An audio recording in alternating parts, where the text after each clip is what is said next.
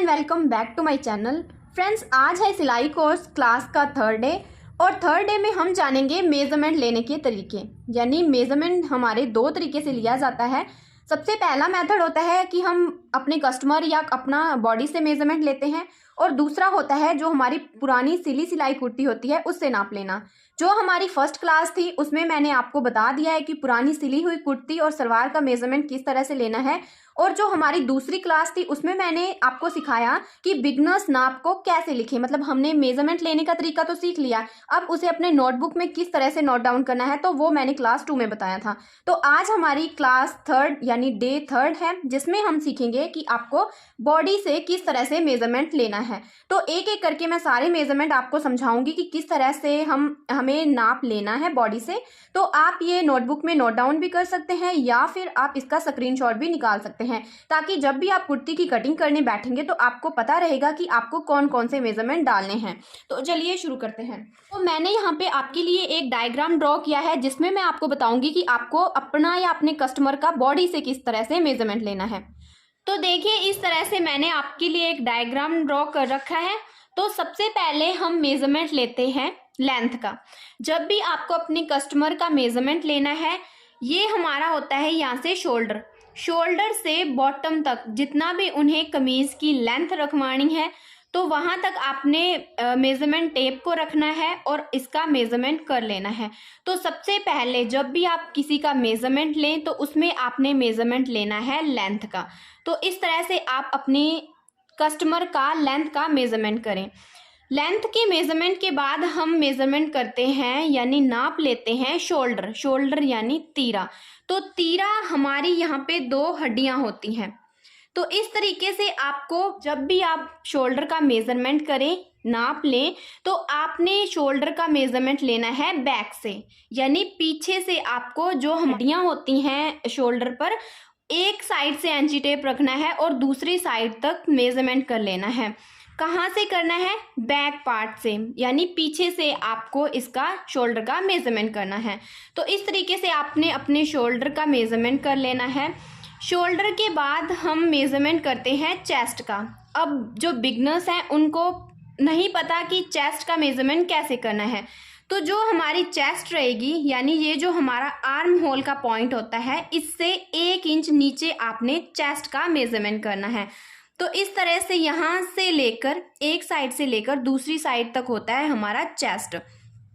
तो इस तरह से आपने अपने चेस्ट का मेज़रमेंट कर लेना है, यानी अपने कस्टमर के चेस्ट का मेज़रमेंट कर लेना है। तो ये हमारी चेस्ट है। चेस्ट के बाद आता है कमर। चेस्ट के बाद हमें मेज़रमेंट करना होता है कमर का। तो अब हमारी वेस्ट है। वेस्ट कौन सी है? तो ये जो हमारा बीच का गोलाई वाला भाग होता है, तो ये हमारी कमर होती है। अगर आपको कन्फ्यूजन होती है कि कमर का मेज़रमेंट कहाँ से करना है, तो जो हमारी कोहनी होती है उसके बिल्कुल सामने ही हमारी कमर होती है। आप चाहे तो ट्राई करके भी देख सकते हैं। आपने अपनी कोहनी के बिल्कुल सामने देखना है, तो वो आपकी कमर का मेज़रमेंट होगा। तो इस तरह से ये हमारी वेस्ट का मेज़रमेंट होगा। वेस्ट के बाद हम मेज़रमेंट करते हैं हिप का, यानी आपको हिप का नाप लेना है। तो अब हिप हमारी कौन सी है? तो ये जो हमारा उभरा हुआ भाग होता है, तो ये हमारी हिप होती है। यानी अगर आपको समझ में नहीं आता है कि हिप का मेज़रमेंट आपने कहाँ से करना है, तो ये जो हमारी कलाई होती है, कलाई के बिल्कुल सामने, आप चाहे तो खड़े होकर देख सकते हैं, आपकी कलाई के बिल्कुल सामने ही आपकी हिप का मेज़रमेंट आएगा। तो इस तरीके से ये हमारा हिप है और आपने यहाँ पे हिप का मेज़रमेंट करना है। तो इस तरह से हमारी कुर्ती का मेज़रमेंट पूरा होता है, जिसमें हमें लेंथ से लेकर शोल्डर के बाद फिर वेस्ट, चेस्ट, वेस्ट और हिप का मेज़रमेंट करना होता है। आई होप कि आपको समझ आए। इसके बाद हम मेज़रमेंट करते हैं स्लीव की लेंथ का, यानी बाजू की लंबाई कितनी रखनी है। तो बाजू की लंबाई आपने, जैसे कि मैंने आपको बताया कि ये जो हमारा पॉइंट होता है शोल्डर का, यहाँ से एंची टेप को रखना है और जितनी भी आपने लेंथ रखनी है, यानी आपने हाफ रखनी है या फिर फुल बाजू रखनी है, तो इससे आपने यहाँ से एंची टेप को रखना है और जितनी आपने लेंथ रखनी है वहाँ तक मेज़रमेंट कर लेना है। आपने अपने कस्टमर को बोलना है कि जब आप मेज़रमेंट ले रहे हैं तो बाजू को बिल्कुल स्ट्रेट रखना है। इसी तरह अगर आप लेंथ का मेज़रमेंट ले रहे हैं तो आपने अपने कस्टमर को बोलना है कि आप बिल्कुल सीधे खड़े रहें। तो इस तरह से हम मेज़रमेंट लेते हैं। तो बाजू की लेंथ का मेज़रमेंट करने के बाद हम लेते हैं बाजू की गोलाई, यानी जितनी आपने यहाँ तक आपने बाजू ली है यहीं से आपने इसकी गोलाई भी का भी मेज़रमेंट ले लेना है। तो हमारी स्लीव राउंड यानी उसकी बॉटम मोहरी का भी मेज़रमेंट ले लेना है। तो इस तरह से हमारी बाजू की लंबाई और बॉटम का भी मेज़रमेंट हो गया। अब हमें देखना है कि हमें आर्म होल का मेज़रमेंट कैसे लेना है ताकि उनकी कुर्ती परफेक्ट मिले। तो इस तरह से जो अभी मैंने आपको बताया कि ये जो हमारा जॉइंट होता है इसके बिल्कुल राउंड में आपने एंची टेप को रखना है और इसका मेज़रमेंट कर लेना है। तो इस तरह से हमारा आर्म होल का अगर हम मेज़रमेंट करते हैं तो हमारी कुर्ती की जो फिटिंग है वो परफेक्ट आएगी। इसके बाद हमें मेज़रमेंट करना होता है गले की चौड़ाई का।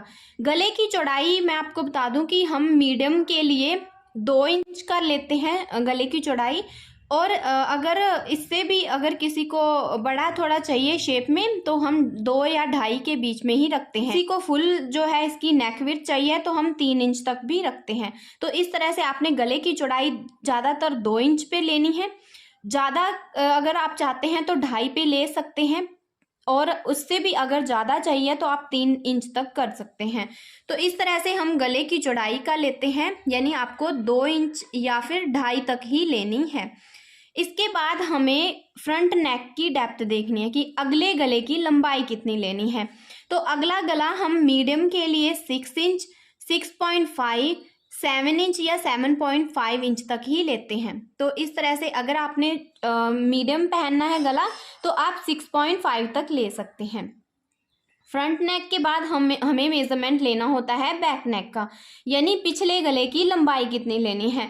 तो जो बैक नेक होता है जो ज़्यादातर कस्टमर की डिमांड होती है, कई जो वुमेन होती हैं वो 5 इंच तक नेक की डेप्थ पहनना पसंद करते हैं, कुछ 5.5 तक भी, और अगर हम डीप में जाएं तो 6 या 6.5 या 7 इंच तक हम इसका लेते हैं, और बाकी जो कस्टमर की डिमांड होती है उस पे ही हम जो है गले की लंबाई रखते हैं। तो इस तरह से आपने अपने कस्टमर से पूछ लेना है कि आपको पिछले गले की लंबाई कितना रखना है। तो इस तरह से हमने बैक नेक की डेप्थ का भी मेज़रमेंट कर लेना है। इसके बाद अगर आप ब्लाउज की लंबाई का मेज़रमेंट लेते हैं कि ब्लाउज का आपने मेज़रमेंट कैसे करना है, तो ब्लाउज का जो हमारा शोल्डर होता है, शोल्डर से लेकर वेस्ट तक ही हमें लंबाई का मेज़रमेंट लेना होता है। तो इस तरह से आप जब भी कुर्ती का मेज़रमेंट लें आप इसकी हेल्प से जो है अपनी कुर्ती इजीली बना सकते हैं। ये हमारी क्लास 3 थी जिसमें हमने सीखा कि आपको बॉडी से मेज़रमेंट किस तरह लेना है। अगर आप बिगनर हैं तो आप मेरी वीडियो को क्लास 1 से क्लास 3 तक देख सकते हैं। इसके आगे भी हम क्लास को कंटिन्यू रखेंगे।